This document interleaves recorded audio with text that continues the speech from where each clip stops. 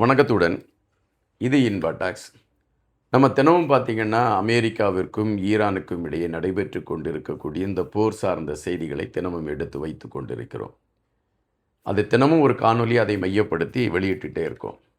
அதற்கு காரணம் உலக அரசியல் சார்ந்த களங்களை நாம் எடுத்து வைக்க வேண்டும் என்பது பிரதான களம் அல்ல.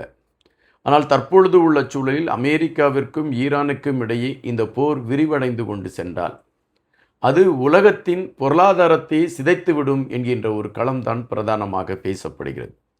அதுபோல போர் சார்ந்த செய்திகள் அங்கிருந்து நமக்கு கிடைக்கக்கூடிய தகவல்களின் அடிப்படையில், அங்கு இருக்கக்கூடிய நண்பர்கள் நமக்கு சொல்லக்கூடிய தகவலின் அடிப்படையில் தான் அந்த போர் சார்ந்த செய்திகளை நான் ஒவ்வொரு நாளும் பதிவிட்டு கொண்டு இருக்கின்றேன். காரணம், அங்கிருந்து நமக்கு நண்பர்கள் இப்படி நடந்து கொண்டிருக்கிறது என்கின்ற செய்தியை சொல்லக்கூடிய காரணத்தினால் அதை நாம் மக்களுக்கு சொல்ல வேண்டும் என்கின்ற நிலைப்பாட்டில் தான் அதை எடுத்து வைத்து உங்களோடு நான் பரிமாறிக்கொண்டிருக்கின்றேன்.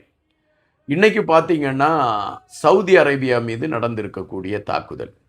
அதாவது சவுதி அரேபியா ஈரானுக்கு பக்கத்தில், ஜோர்தான், சவுதி அரேபியா எல்லாமே ஈரானுக்கு பக்கத்தில் இருக்கக்கூடிய நாடுகள். இந்த சூழலில் சவுதி அரேபியாவை எப்பொழுதுமே அது அமெரிக்காவிற்கு ஆதரவான நிலைப்பாட்டில் பயணிக்கக்கூடிய ஒரு நாடு. சவுதி அரேபியாவின் வளர்ச்சி களத்தில், அதாவது சவுதி அரேபியன் எண்ணெய் வளங்கள் மற்றும் பல வளங்களை உருவாக்கி கொடுத்ததிலும் அதை தங்களுக்கானதை ஆக்கி கொண்டதிலும் அமெரிக்கா ஒரு பிரதானமான ஒரு களத்தில் இருக்கிறது. அதுபோல் சவுதி அரேபியாவில் அமெரிக்காவின் இராணுவ தளங்கள் இருக்கின்றன. எனவே அமெரிக்கா தன்னுடைய தாக்குதலை ஈரான் மீது எடுக்க வேண்டுமென்றால் அது சவுதி அரேபியா, குவைத், பஹ்ரைன் போன்ற நாடுகளில் இருந்து அது இலகுவாக தாக்குவதற்கான ஒரு களமாகத்தான் இந்த அமெரிக்க தளங்கள் இருக்கின்றன. இதை குறித்தெல்லாம் நாம் தெளிவாக தெரிந்து வைத்திருக்கின்றோம், அல்லது நமக்கு அதை குறித்த செய்திகள் அனைத்துமே நமக்கு தெரிந்திருக்கிறது.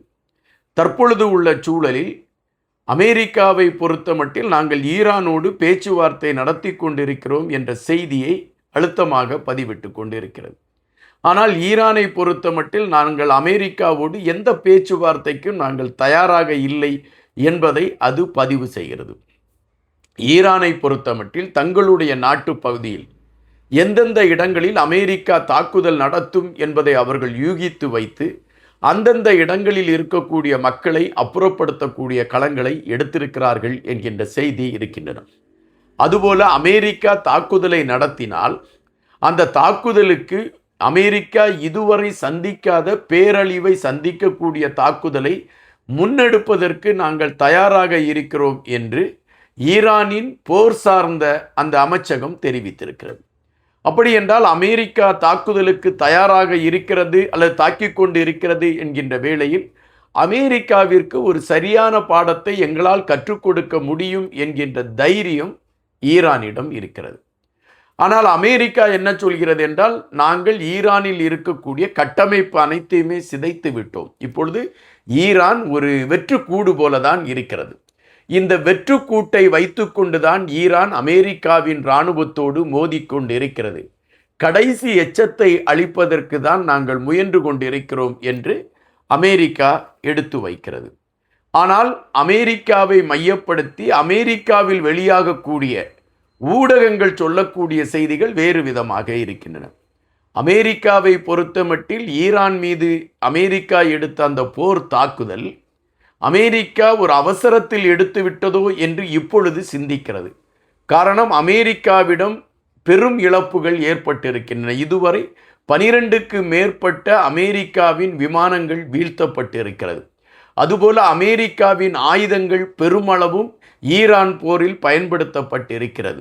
எனவே தற்பொழுது உள்ள சூழலில் அமெரிக்கா பெரும் இழப்பை இந்த போரினால் சந்தித்து கொண்டிருக்கிறது என்ற செய்தி அமெரிக்காவிலிருந்து வெளிவரக்கூடிய ஊடகங்கள் பதிவிட்டு கொண்டு இருக்கின்றன.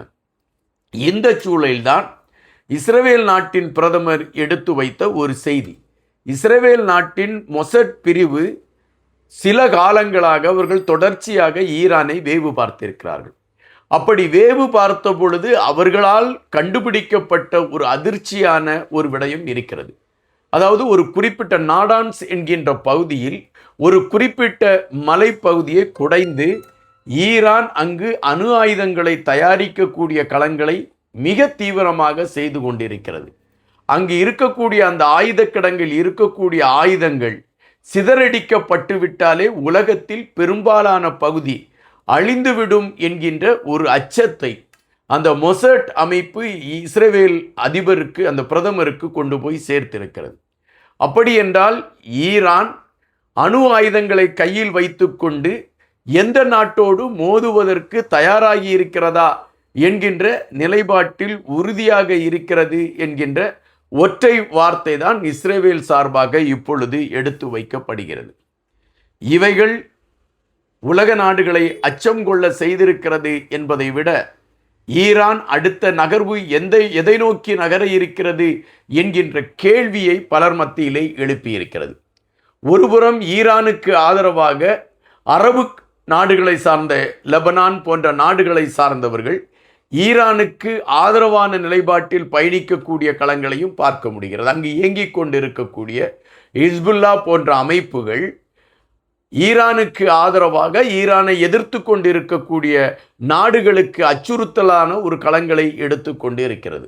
அமெரிக்காவிற்கு ஆதரவாக இஸ்ரேல் தாக்குதலை நடத்தி கொண்டிருக்கக்கூடிய சூழலில் ஈரானுக்கு ஆதரவாக இந்த அமைப்புகளை சார்ந்தவர்கள் ஒவ்வொரு நாடுகளிலும் இருந்து அமெரிக்காவின் தளங்களை தகர்க்கக்கூடிய ஒரு களங்கள் எடுக்கப்பட்டு கொண்டிருக்கிறது என்பது நாம் இப்பொழுது அறிய வேண்டிய ஒன்றாக இருக்கின்றது. இந்த சூழலில்தான் சவுதி அரேபியா மீது நடந்திருக்கக்கூடிய தாக்குதல். சவுதி அரேபியாவில் மிக வந்திருக்கக்கூடிய செய்தியை வைத்து பார்க்கின்ற பொழுது 80ற்கு மேற்பட்ட இடங்களை குறிவைத்து ஈரான் தாக்கி இருக்கிறது என்ற செய்தி வருகின்றன. இதை அமெரிக்காவும் உறுதிப்படுத்தி இருக்கிறது. காரணம், அமெரிக்கா சார்பில் வெளியிடப்பட்டு இருக்கக்கூடிய தகவலில் என்ன சொல்கிறார்கள் என்றால், ஈரான் சவுதி அரேபியா மீது தாக்குதல் நடத்தியது, அதற்கு பதில் தாக்குதலை அமெரிக்கா ஈரான் மீது நடத்தி இருக்கிறது, இதனால் ஈரான் மிகப்பெரிய அழிவை சந்தித்திருக்கிறது என்று குறிப்பிடுகிறது. ஆனால் ஈரானை பொறுத்தமட்டில் சவுதி அரேபியாவில் நாங்கள் தாக்கி இருக்கக்கூடிய தாக்குதல் இது முதல் எச்சரிக்கை தான் அமெரிக்காவிற்கு. எங்களுடைய தாக்குதல் இன்னும் தீவிரமடைகின்ற பட்சத்தில் வளைகுடா நாடுகள் பல தங்களுடைய முகங்களை இழக்கக்கூடிய ஒரு நிலைமையை எட்டும் என்ற செய்தியை எடுத்து வைக்கிறது. தற்பொழுது உள்ள சூழலில் சவுதி அரேபியா அமெரிக்காவோடு இணைந்து ஈரானுக்கு ஆதரவான நிலைப்பாட்டில் இருக்கக்கூடிய அந்த தீவிரவாத அமைப்புகளின் மீது தாக்குதலை நடத்தக்கூடிய ஒரு வேகத்தை எடுக்க தொடங்கி இருக்கிறது என்று குறிப்பிடுகிறார்கள். அப்படி ஒரு தாக்குதலை நடத்தக்கூடிய சூழலில் சவுதி அரேபியாவின் மக்கள் வாழக்கூடிய பகுதிகளில் ஈரான் தாக்குதலை நடத்துவதற்கான வாய்ப்புகள் வரலாம் என்ற செய்தியும் வந்து கொண்டிருக்கின்றன. தற்பொழுது உள்ள சூழலில் ட்ரம்ப் அவர்களும் ஈரான் நாட்டை சார்ந்தவர்களும் அமர்ந்து பேசி கொள்ளாத பட்சத்தில் அது உலக நாடுகளுக்கு பெரும் அச்சுறுத்தலான ஒரு சம்பவம் நடைபெறுவதற்கான ஒரு சூழலை உருவாக்கிவிடும் என்பதுதான் நிஜம். நன்றியுடன் இன்பா.